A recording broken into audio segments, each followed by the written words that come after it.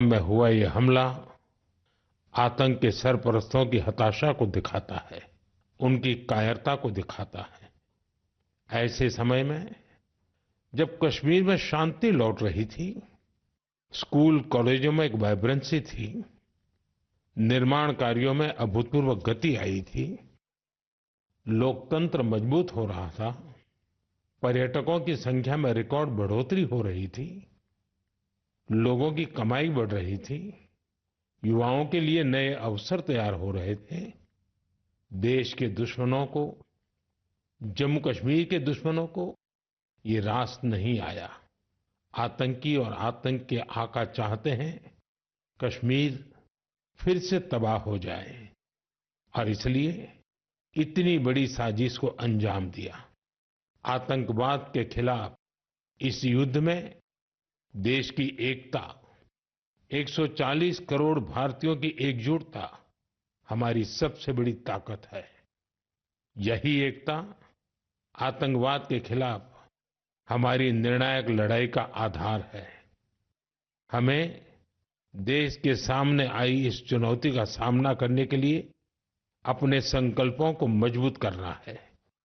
हमें एक राष्ट्र के रूप में दृढ़ इच्छा शक्ति का प्रदर्शन करना है। आज दुनिया देख रही है, इस आतंकी हमले के बाद पूरा देश एक स्वर में बोल रहा है। साथियों, भारत के हम लोगों में जो आक्रोश है, वो आक्रोश पूरी दुनिया में है। इस आतंकी हमले के बाद लगातार दुनिया भर से संवेदनाएं आ रही हैं। मुझे भी ग्लोबल लीडर्स ने फोन किए हैं, पत्र लिखे हैं, संदेश भेजे हैं। इस जघन्य तरीके से किए गए आतंकी हमले की सबने कठोर निंदा की है। उन्होंने मृतकों के परिवारजनों के प्रति संवेदनाएं प्रकट की है। पूरा विश्व आतंकवाद के खिलाफ हमारी लड़ाई में 140 करोड़ भारतीयों के साथ खड़ा है। मैं पीड़ित परिवारों को फिर भरोसा देता हूं, उन्हें न्याय मिलेगा, न्याय मिलकर रहेगा। इस हमले के दोषियों और साजिश रचने वालों को कठोरतम जवाब दिया जाएगा।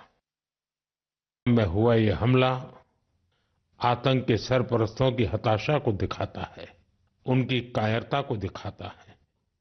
ऐसे समय में जब कश्मीर में शांति लौट रही थी, स्कूल कॉलेजों में एक वाइब्रेंसी थी, निर्माण कार्यों में अभूतपूर्व गति आई थी, लोकतंत्र मजबूत हो रहा था, पर्यटकों की संख्या में रिकॉर्ड बढ़ोतरी हो रही थी, लोगों की कमाई बढ़ रही थी, युवाओं के लिए नए अवसर तैयार हो रहे थे। देश के दुश्मनों को, जम्मू कश्मीर के दुश्मनों को ये रास नहीं आया। आतंकी और आतंक के आका चाहते हैं कश्मीर फिर से तबाह हो जाए और इसलिए इतनी बड़ी साजिश को अंजाम दिया।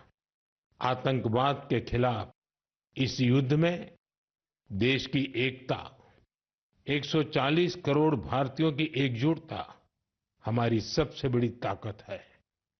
यही एकता आतंकवाद के खिलाफ हमारी निर्णायक लड़ाई का आधार है।